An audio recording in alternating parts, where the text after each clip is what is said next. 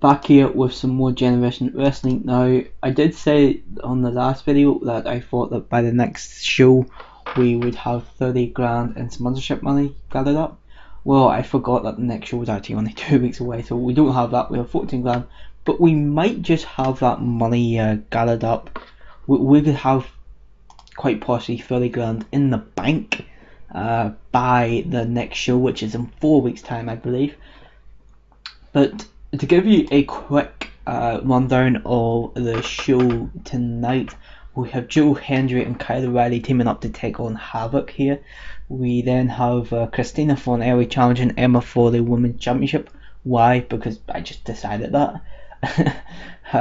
Moose will be challenging Sami Callihan for the Vancouver Championship, which will show you how that happens at the start of the show. And then we also have a three-way match to determine the next #1 contender for the Women's Championship. So yeah, that's pretty much it in a nutshell. But then go ahead and use a generic venue here. 290 fans are predicted to come out here in Generation Wrestling 21. Of course, 315 came out in the last one, when we were only predicted to have about 285 fans. So 285. Let's go ahead and run the show. I think it's going to be a good show. So there's 302 fans here at British Columbia, at the show in British Columbia. Get a sip of my coffee, and we see a video here. Well, we see before the event starts, we see Sami Callihan backstage warming up. No match particularly scheduled, but you know he's a trooper. And Moose walks into the flame. He kind of squares up to Sami Callihan. Sami Callihan squares up to Moose as well, and then Moose grabs the Vancouver Championship, which is sitting on the table, and holds it up. So that is how we get to that match.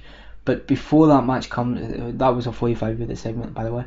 Before that match comes, we have Matsumutsu, Natty Neidhart and Cherry Bomb all competing in a triple threat match, and about to have good heat and decent wrestling. We have Matsumutsu go over on the other two in 10 minutes 48 seconds when Matsumutsu defeats Cherry Bomb by pinfall with a Seru Powerbomb.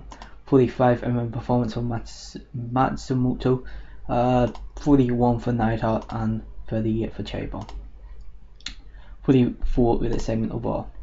52 with a segment here as Moose goes up against Sami Callihan in about that great heat and decent wrestling. Moose defeats Sami Callihan by submission in 11 minutes 39 seconds and becomes the Vancouver champion. 42 rated in-ring performance there for Moose and a 63 for Sami Callihan. Very good match indeed. So now what we need to do for Generation Wrestling 22 is we need to put in 2 matches. We need to put in 1 match actually at the minute, and then we need to wait until we have to put in another match. But Moose will be competing against Sami Callihan once again.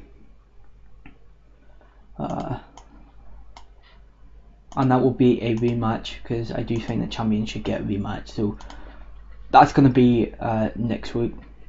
Next month. So Moose is the new Vancouver champion. We then have a 12-minute segment here where we see Christina Fornelli warming up before the show. Before her match. Then she goes into the match, and in 13 minutes in a decent match, she taps out of the Emma lock, and Emma makes defense number 3 of her Generation Women's Championship. I need another drink of coffee. Quite a dry throat today.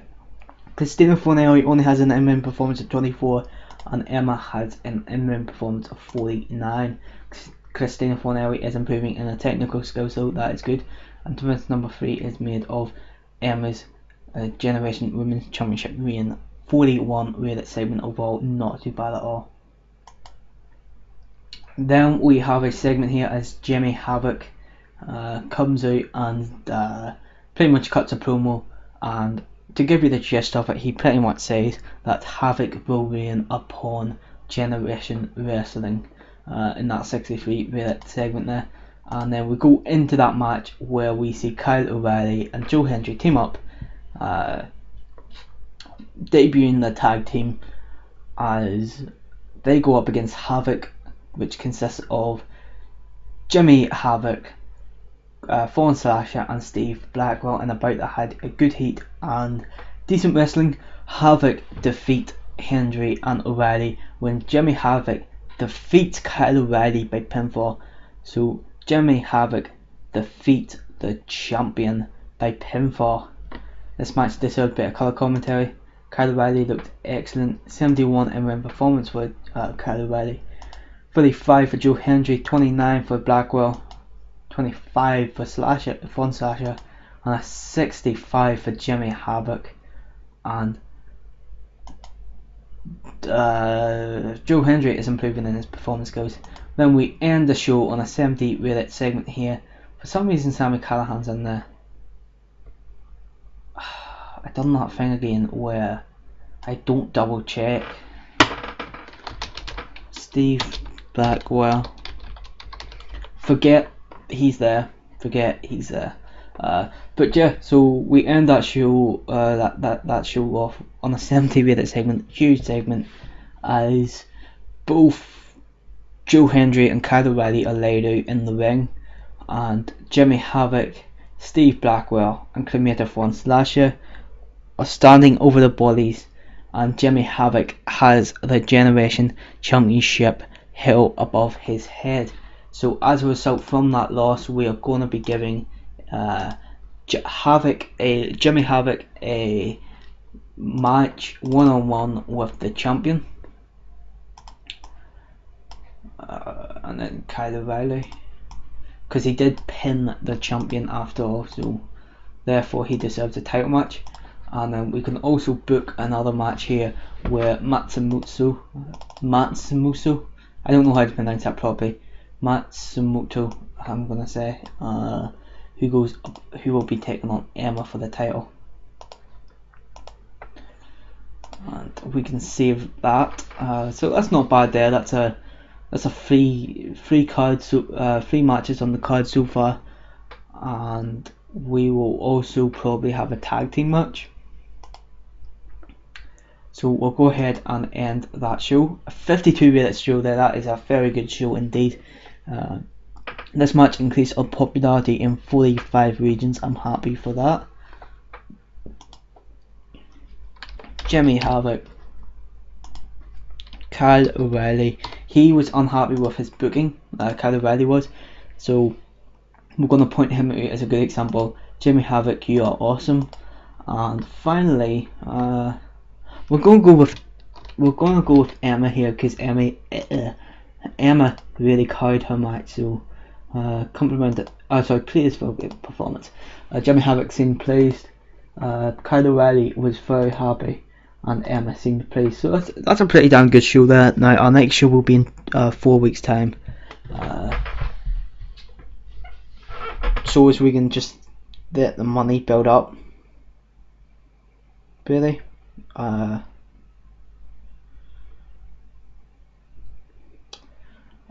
Yeah, we're gonna let the money build up, and I don't know, I just want that sort of more, I want to give it a little bit more time before we do the next show, let the money build up, and then it just means that we have a little bit more of a security blanket, if that makes sense. We are doing well in terms of our growth, and we really have taken advantage of some momentum here. So that wasn't a bad show there in terms of money. Happy enough with that. Time to heal Kyle O'Reilly. Time to heal Matsumoto. 0.06 TV rating there on YouTube. That's not bad. So we'll see how much people have watched that show. 49,000 people watched that show. That's pretty damn good. I'm happy with that one there. With that rating there.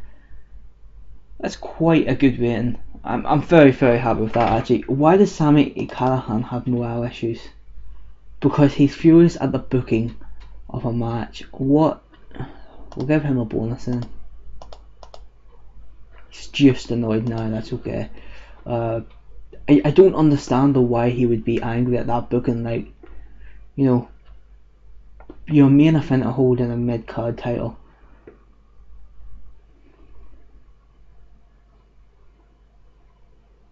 Let's open this up. I don't have any titles in the GW at the moment. I think the Generation title race would be the best one for me to become involved in. Like, what? See about Kyle O'Reilly.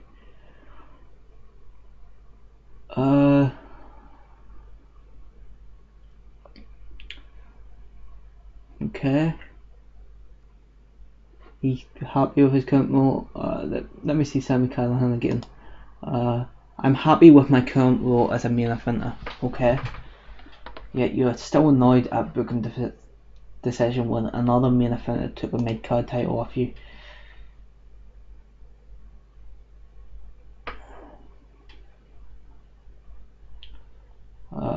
Yeah, okay. Anyway, forget that. Let's go ahead and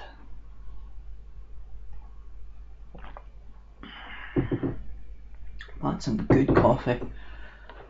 Let's go ahead and look at our size now. So 15 in Poland in British Columbia. Don't think there's any changes from the last time we checked that.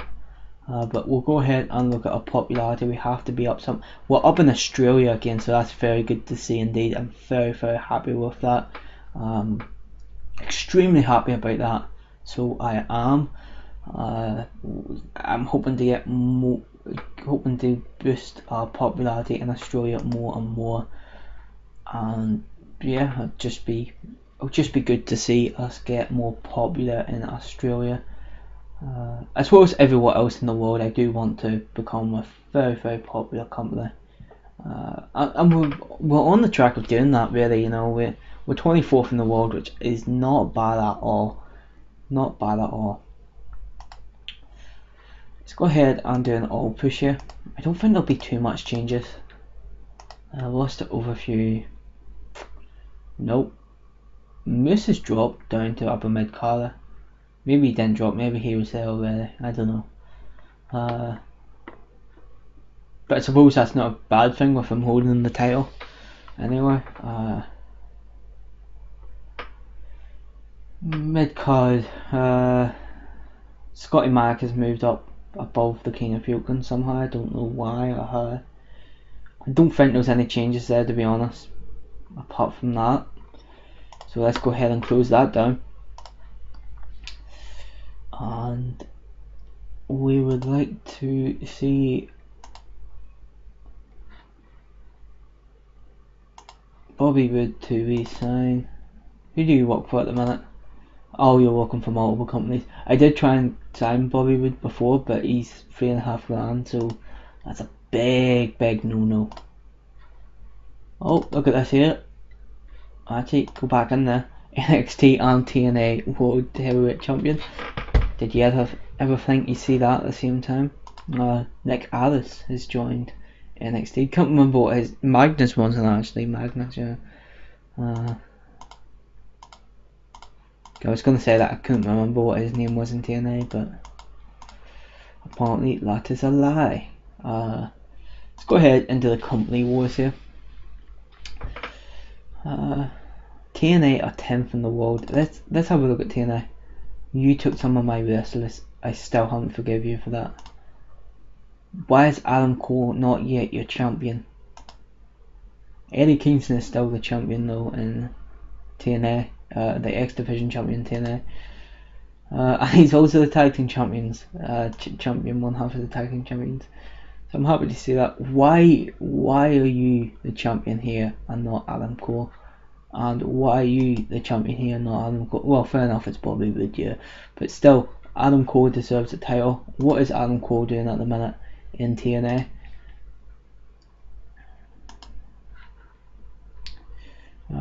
I want him back so badly. I want to bring him back. When is his deal up in TNA, I wonder? Is there a way that I can do that? Is there a way that I can check his contract? No. Employment, that would be probably her. Oh, no, apparently not. Anyway, let's go ahead into his match history.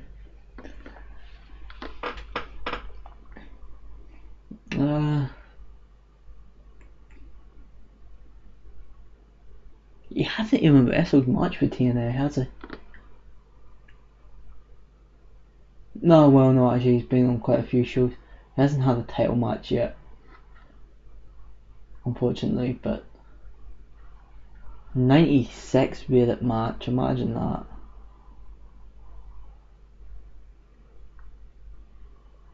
That's fantastic.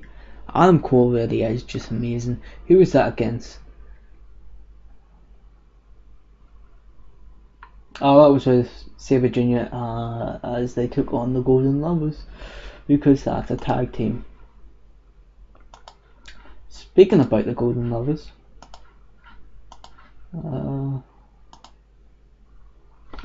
can I sign Kenny Omega yet? Because I really want to sign Kenny Omega. No, it's a written deal, yeah. So, shortlist. He's not on my shortlist yet. I'm surprised at that. You know what? As long as we're checking for people, let's say Kota Ibushi. You can't work with us anyway, so fuck that. Yep. I really want Kenny Omega. He's one of my favourite wrestlers. Probably my favourite wrestler, to be honest. That's very good coffee, by the way. Right, so, what was I going to do? Oh, yep, I was going to look at WWE's champions, because this is always a fun thing to do on TEW. Okay, Intercontinental Champion. Decent enough champions. James Woo still, Kofi Kingston still, and The Miz still. Okay, that was anticlimactic to say the least. Anyway, I'm going to go ahead and end the video there. Thank you very much for watching. Goodbye.